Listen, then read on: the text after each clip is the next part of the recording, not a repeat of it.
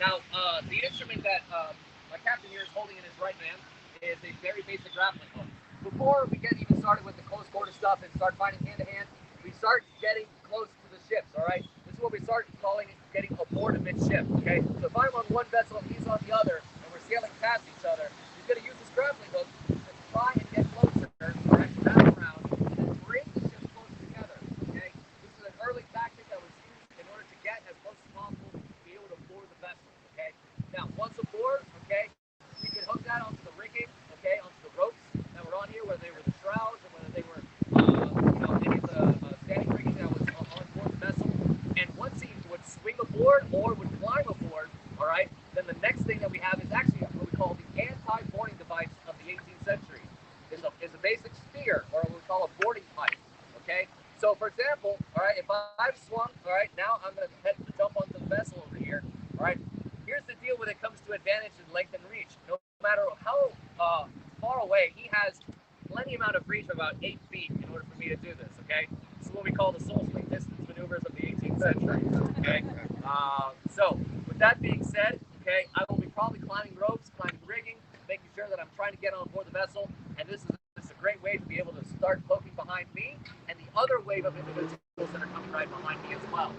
Okay, so if I survive this and are able to pursue that, I still have two or three other layers of uh, vent and space to work with. Okay, right after this, now we start getting to when we look at fighting on quarterdeck. Okay, so this is where we start drawing pistols. We start shooting our muskets. This is where even sometimes even the cannons are still being fired.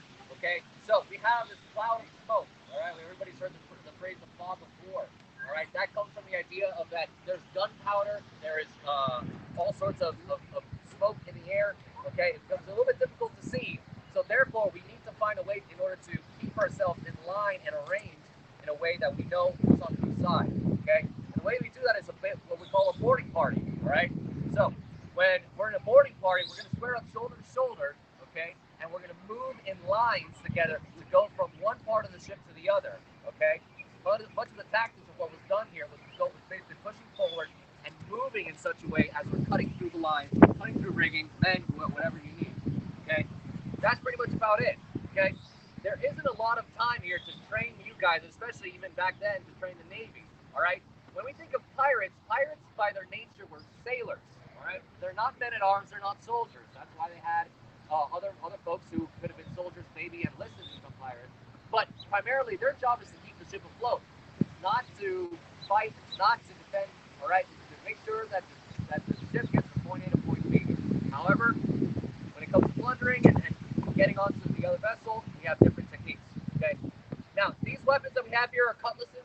Okay, cutlasses are very short weapons. They're only, they range between 2 and 3 feet. All right, any much larger than that, and they're very sharp. Okay,